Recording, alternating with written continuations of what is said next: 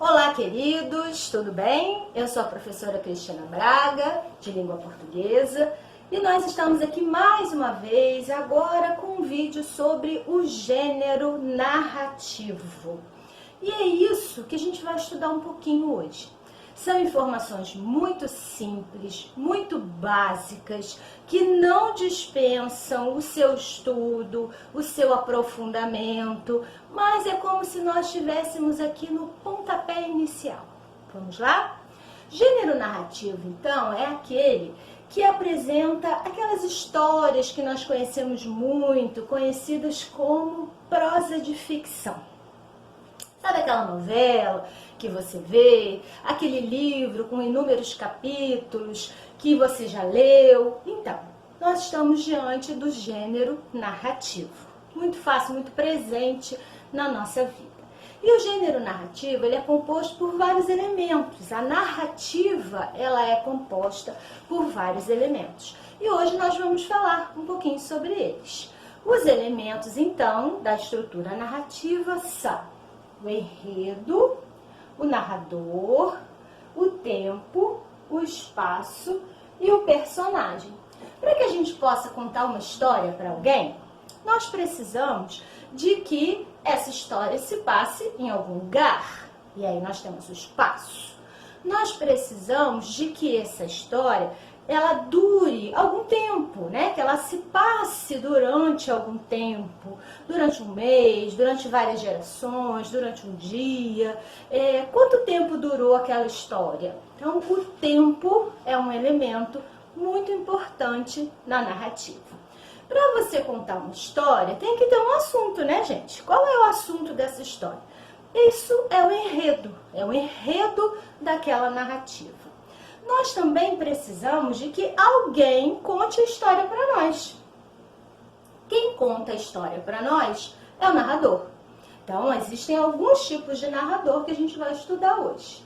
E também precisamos de personagens. Como é que a gente vai contar uma história para alguém sem personagem? Não tem como, né? Então, vamos lá? Começar a estudar um pouquinho sobre os elementos da narrativa, começando com enredo. O enredo é a história em si, o assunto, a temática. Aquele livro fala sobre o quê? Aquela narrativa fala sobre o quê? E muitas vezes a gente fica meio confuso com essa história de é verdade, não é verdade. Bem, nós estamos falando de ficção, gente. Ficção é uma história inventada, né? Então, as narrativas, elas são textos ficcionais, ou seja, elas foram inventadas, foram criadas. E aí aparece, se elas fossem, né, registro fiel dos acontecimentos da vida de alguém, aí a gente já não teria mais ficção. Nós já partiríamos para outro gênero, que seria, por exemplo, a biografia, quando conta fatos, né, acontecimentos verídicos da vida de alguém. Mas aqui nós estamos falando de textos inventados, de narrativas ficcionais. Quando nós falamos sobre isso, vem um conceito muito interessante, que é a verossimilhança. Vamos entender o que é isso? Será que esse texto é verossímil? Verossímil não é sinônimo de verdadeiro, né? Porque nós estamos tratando do mundo ficcional. Então, vamos pensar um pouquinho sobre o que é verossímil. Na narrativa, pode haver verossimilhança interna e verossimilhança externa. O que quer dizer isso? Bem, eu estou lendo um texto e encontro naquela narrativa uma situação que pode acontecer nos dias de hoje, que pode acontecer na minha vida, na sua vida, na vida das pessoas. Então, existe uma verossimilhança, ou seja, existe uma coerência. Aquele problema, aquela problemática pela qual os personagens estão passando, também poderiam acontecer na vida de nós, seres humanos reais, né, na nossa vida. Então, eu tenho uma narrativa sobre um problema da seca do Nordeste. Claro que no mundo real isso é possível. Eu tenho uma narrativa sobre uma traição no casamento. É claro que na vida real isso é possível. Então, nós dizemos que essa verossimilhança é externa. Se nós tirarmos aquela situação do livro e trouxermos para a vida real, ela é coerente, ela é possível, ela é natural.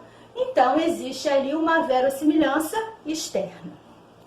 Agora, na verossimilhança interna, aquele acontecimento, ele faz sentido dentro do livro. Dentro do livro, aquilo é natural. Dentro da narrativa, aquilo é facilmente entendido. Mas se nós trouxermos isso para a vida real, não vai haver coerência. Isso não vai poder acontecer. Sem falar de literatura, pensa aí um filme que você já viu, uma novela que você já viu. Pensa aí, qualquer que seja ele. Será que aquela situação que você viu lá no filme, ou que você viu lá na novela, ela pode acontecer no nosso mundo real? Se isso puder acontecer, nós estamos diante de uma verossimilhança externa.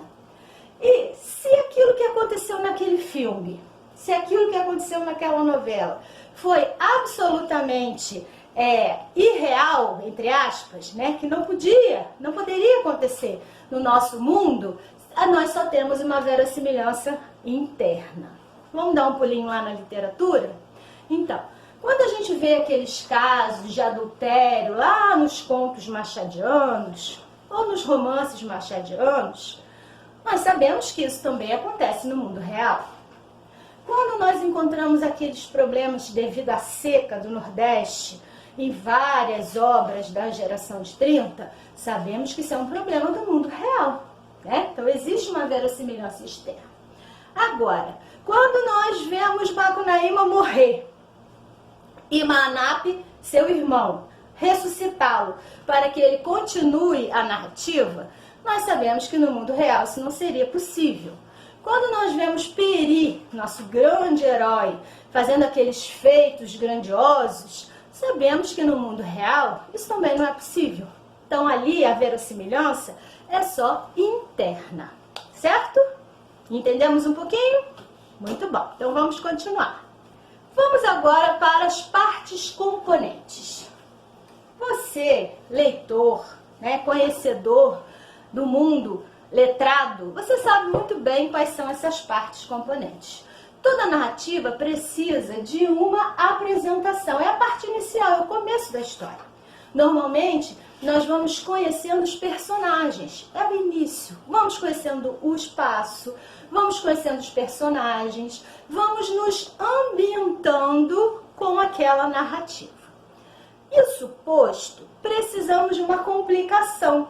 Porque, gente, pensa numa novela.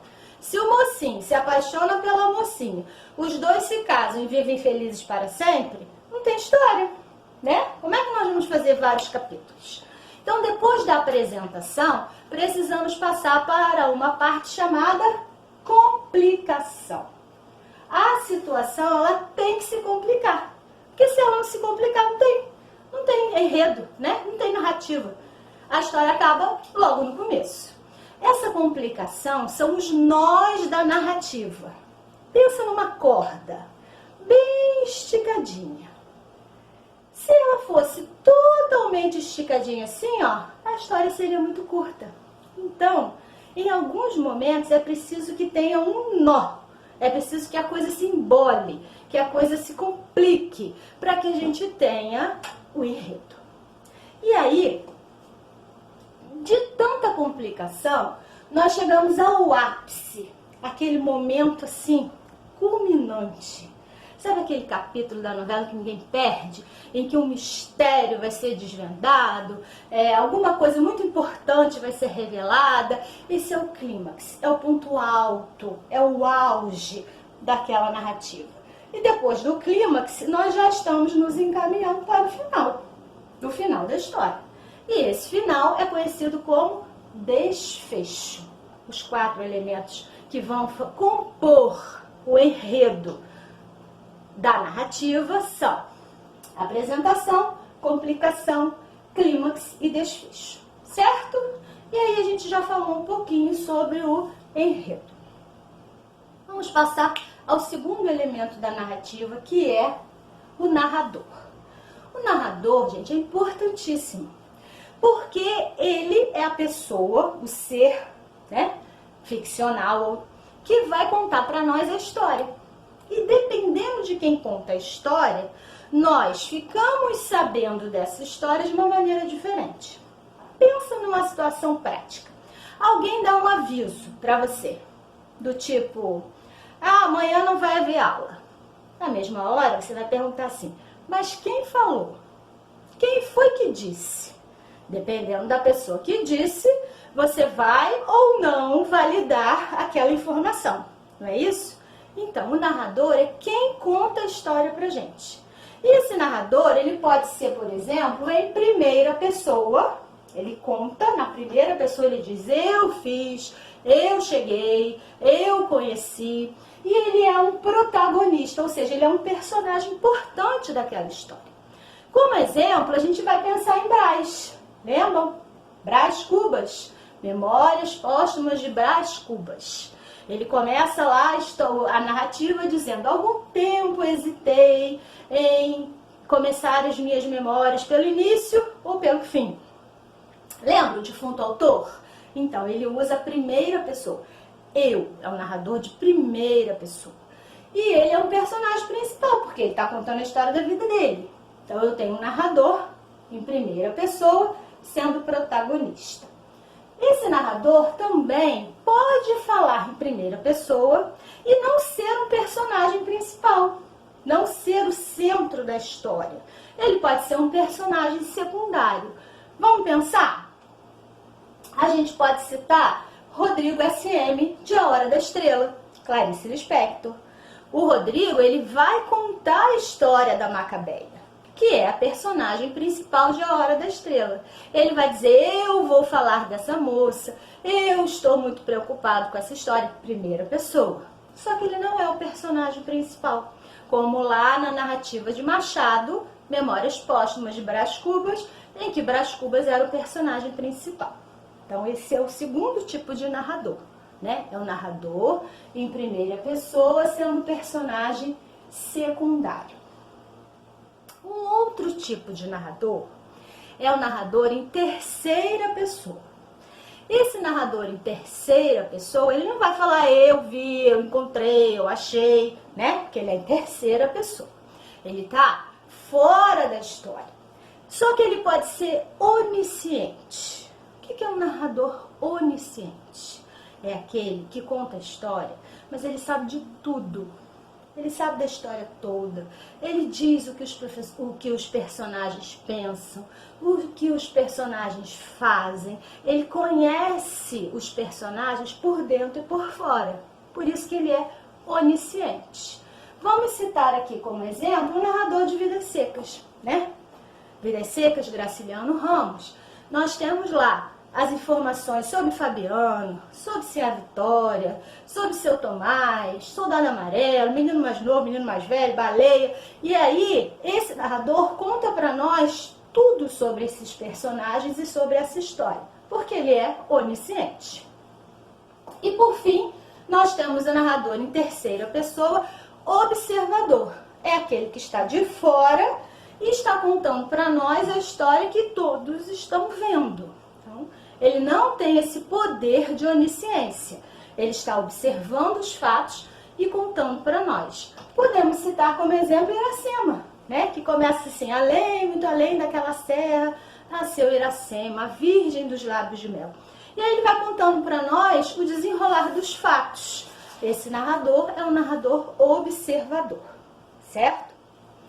Uma observação importante é que a gente não pode confundir o autor com o narrador, né? Eles não são a mesma pessoa, não são a mesma figura. Quando a gente fala, por exemplo, de A Hora da Estrela, a autora de A Hora da Estrela é Clarice Lispector. Ela escreveu a obra A Hora da Estrela. Só que quem conta a história para nós é o narrador. Quem é o narrador? Rodrigo SM. Então, autor e narrador, figuras diferentes. Quando a gente tem o autor contando a própria história da vida dele, aí a gente já tem um texto biográfico, né? É claro que existem influências, nós não vamos eliminá-las, mas autor e narrador são figuras diferentes. Continuando a falar um pouquinho sobre o narrador, vamos lembrar os 3 tipos de discurso? Tipos de discurso: discurso direto, indireto e indireto livre. Discurso direto, tradicionalmente, é aquele que vem marcado pelo travessão ou pelas aspas. Alguém disse, 2 pontos, parágrafo, travessão. Você sairá hoje? Esse é o discurso direto. Quando esse discurso aparece na forma indireta, não existe a reprodução da fala do personagem. É o narrador contando aquilo que o personagem falou. Alguém perguntou se você sairia hoje. Então, é o narrador contando aquilo que aconteceu. Esse discurso é o discurso indireto. Então, discurso direto, então, tradicionalmente marcado pelo travessão ou pelas aspas, reproduzindo a fala do personagem. E o discurso indireto é aquele que não reproduz a fala do personagem, mas o narrador conta, informa ao leitor o que foi que ele disse. E o terceiro, discurso indireto livre. Bom, aí nós temos uma mescla, né? Uma mistura dos 2 anteriores. O narrador vem contando a história para o leitor e no meio dessa narração é inserida a fala ou pensamento do personagem sem nenhum aviso, sem nenhuma marcação gráfica. Você precisa ficar atento para saber que naquela frase, que naquele parágrafo, o narrador está reproduzindo aquilo que o personagem está falando, pensando, alguma coisa assim. Temos um exemplo clássico de discurso indireto livre, que é Vidas Secas, né, gente? O narrador vai contando a história e a fala do Fabiano, o pensamento do Fabiano, as emoções do Fabiano, o que ele diz mesmo, o que ele afirma, ficam misturados à fala do narrador. E aí a gente tem o discurso indireto livre. Que tal pegar um trechinho lá de Vidas Secas e marcar os discursos indiretos livres? Acho que é um bom exercício para você, hein? Vamos então agora ao terceiro elemento da narrativa, que é o tempo. O tempo, gente, ele é fundamental, ele é importante, até nas nossas vidas, né? O passar do tempo, como lidamos com esse tempo. E o tempo, ele aparece de forma muito interessante por meio do ritmo. O primeiro elemento aqui é o ritmo narrativo. O que é isso? Existem algumas histórias que você lê, alguns romances, né, algumas narrativas, e tudo acontece muito rapidamente. Se você não consegue parar de ler, o livro prende, porque você quer saber qual vai ser o próximo acontecimento, a próxima complicação, a próxima solução. E essa narrativa, ela tem um ritmo ágil. Ritmo ágil é quando os acontecimentos eles vão se superpondo, a situação vai sendo resolvida e muita coisa acontece. Essa narrativa, ela também pode ter um ritmo lento. As coisas podem acontecer mais vagarosamente.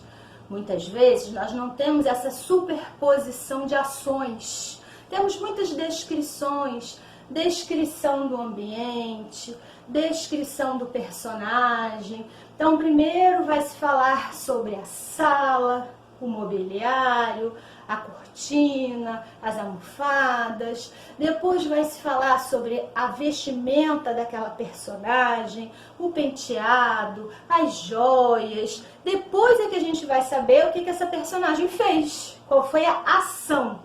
Então, esse ritmo é um ritmo da narrativa lento. Ritmo lento é quando a gente tem a inserção de muitas descrições.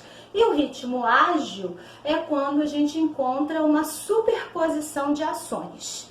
Isso pode ser intencional, né? Claro que o narrador pode fazer isso para nós de forma intencional e o autor optar por esse tipo de ritmo.